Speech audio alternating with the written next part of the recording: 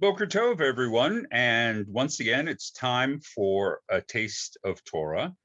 Our Torah portion for this week is Vayishlach. And in order to sort of unpack what's going on, I want to focus on something specific.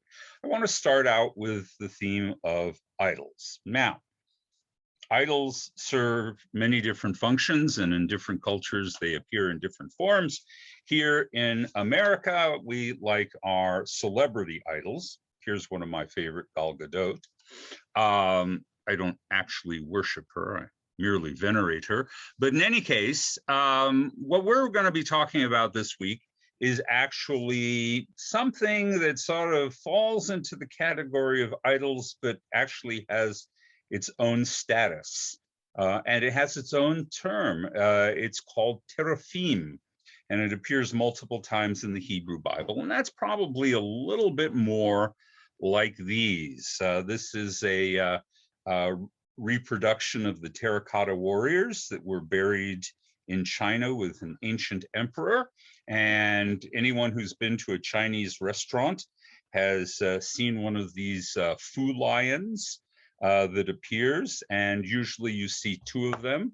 There's one with their paw on a globe and another one with a scepter, and they represent male and female principles. But in any case, both of these, in their original form, the full-size terracotta warriors, and even these small little fellas here, are really guardian spirits. They're meant to be protective against whatever noxious, evil, or negative forces may be out there.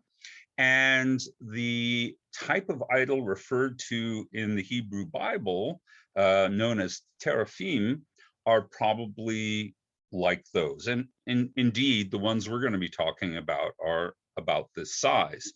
Now, teraphim can be bigger. They can be like this, or they can even be quasi man scale. We have at least one example of that in the Hebrew Bible. In all cases, whenever teraphim are mentioned, and it's always in the plural. I've never seen the word teraf. It's always teraphim, which is the masculine plural in Hebrew. They are always the subject of ridicule. The example that I think of when I think of a full-size human teraphim is a story of King David. King David needs to evade Saul's soldiers who are seeking him out in his living quarters.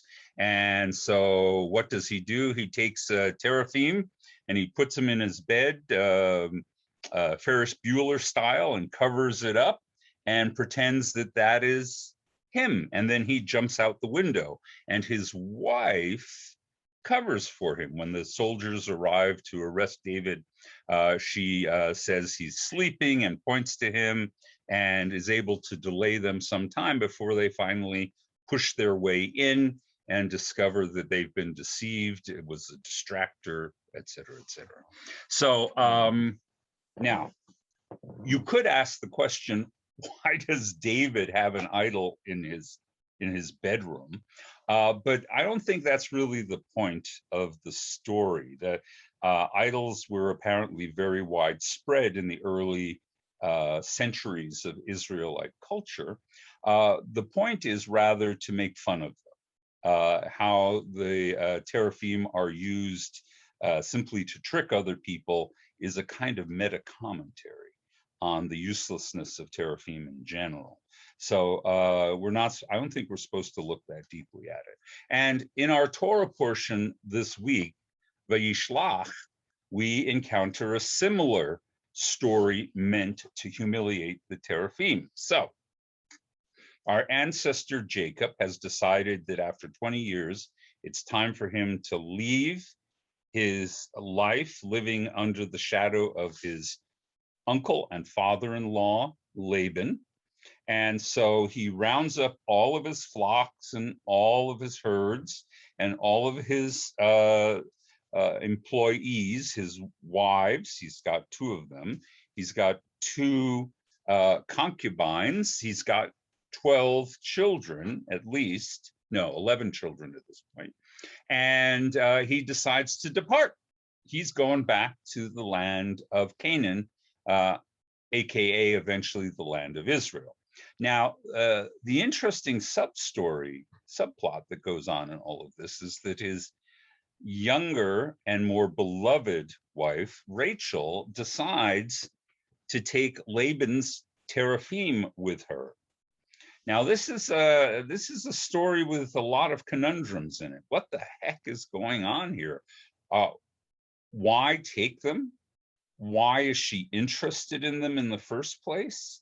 Does she think that they're powerful or useful? And then there's the whole business of stealing, which will actually come to a bad end for Rachel in a little bit, and we'll talk about that in just a second. So let's try and unpack what's going on here. So, as guardian spirits, teraphim might be considered to be valuable.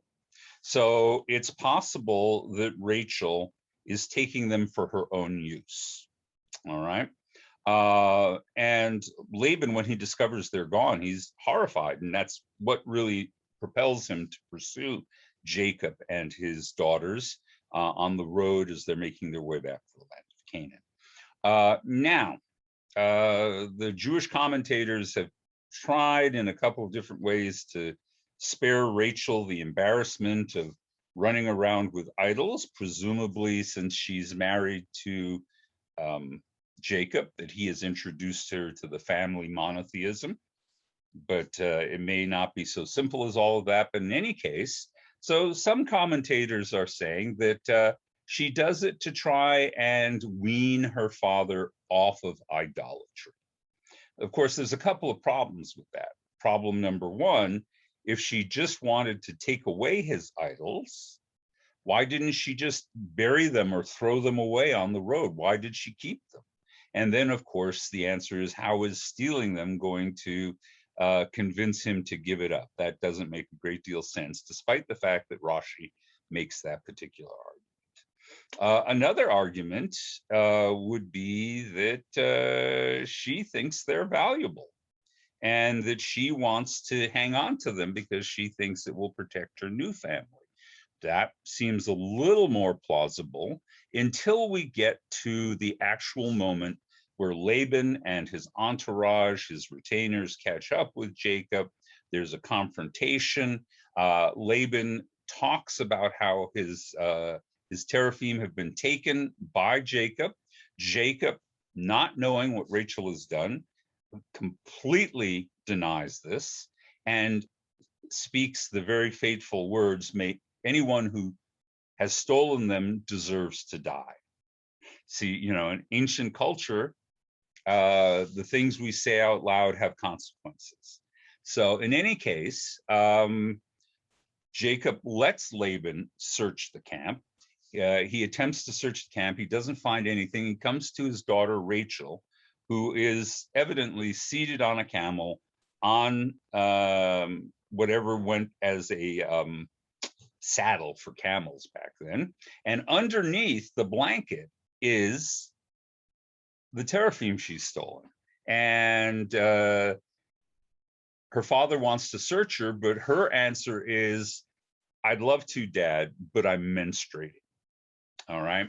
Now, that's really the essence of the story for us. Just like David using a teraphim to fool Saul, this is to illustrate just how useless these objects are, that Rachel would actually sit upon them while menstruating and render them impure. It's a contemptuous story. It's meant to make the ancient audience laugh. And that's the whole core of it in its original form. And Jacob doesn't want to interfere with a woman who is menstruating, so he lets it go. And of course, the teraphim escape his attention, and he apologizes to Jacob, and then they end up having a whole different conversation about Jacob's sense of loss in the family and the herds and everyone leaving, and they come to some reconciliation. Of course, hanging over all of this is the idea that because Jacob spoke these words out loud, which would constitute a kind of oath, may they die, that in fact is what's going to happen to Rachel in a few weeks. She's going to die in childbirth. Of course, that raises a whole question: was how could she really be menstruating if she was pregnant? We won't get into that. All right. What can we possibly get out of this as moderns? That's the challenge. It's meant to make a good ancient audience laugh. It seems absurd to us. We don't get it on any level. But let's talk about this. Let's talk about stealing things. All right, stolen objects. The obvious Torahitic rule, and the rule that the rabbis promulgate out of it, and the various regulations they put around it, is that anything stolen must be returned to its original owner. Simple enough, pretty straightforward. This is a case where the Torah may in fact speak for itself.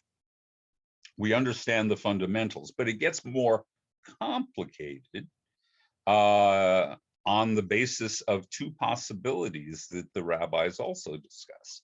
What if the stolen item was already stolen? In other words, you're stealing an item from the thief.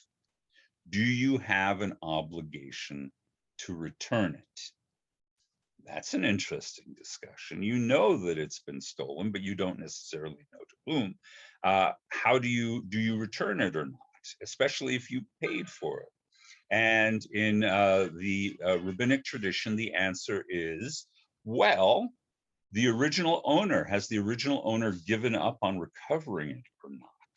If they have not given up on recovering it, then yes, your obligation is to return it to the original owner, even if you're out of money. You purchased this from the thief in all goodwill. Even if you take the loss, you need to return it. On the other hand, if it's reached a point where the owner has reconciled themselves to the loss of the object, well, then you can theoretically keep it. Of course, the problem is if you show up and you ask the original owner if you can track them down and say, are you still looking for this? Who's going to say, no, I've given up on it? So your responsibility is to try and retrieve it to the original owner. On the other hand, there's another discussion. What if you come into possession of something that was either lost or stolen, and returning it to the person will lead them into sin? In other words, in the particular case of teraphim, if you return these objects to Laban, it's just going to cause him to venerate and worship them again. And that's a problematic position from Judaism's perspective. So maybe the right thing to do is actually not to return it, to spare the person. In other words, to do what Rashi suggests and try and wean them off of that particular transgression or that particular sin. Now, here it becomes a divider in halakha about what you're supposed to do with it. So one answer is, well, if you know for sure that they intend to use this to do some kind of illegitimate activity, you're not obligated to return it. All right, that's one position. However, there are subsequent positions from Jewish tradition that says, oh, wait a minute, is that really your job? Some interpreters will say, for example, how are you absolutely sure that they're going to use it for a sinful purpose?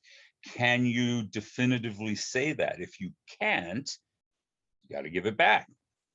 If you can definitively say they're going to use it, you don't have to give it back.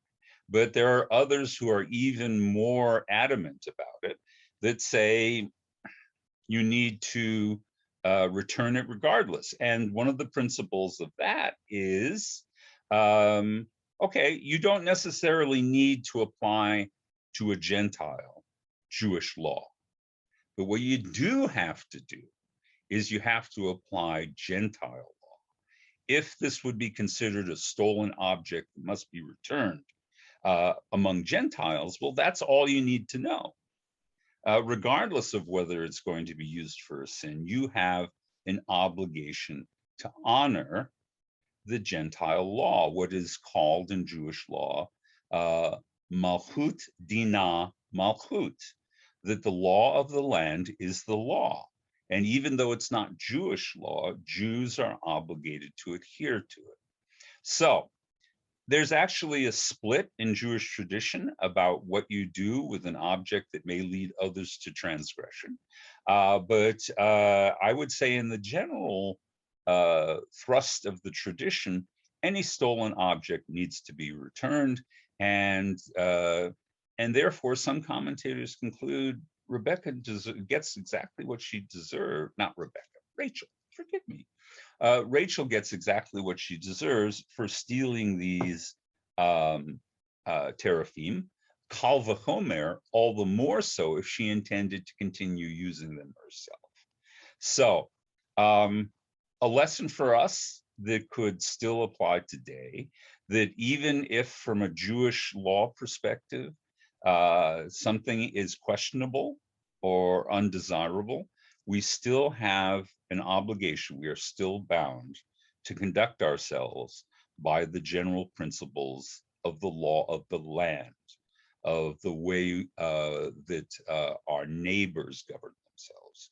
So even though it's a weirdly archaic story, there's still something that we can take from it as moderns. I hope that was interesting to you, and this is my taste of Torah for this week, and I will be talking to you next week.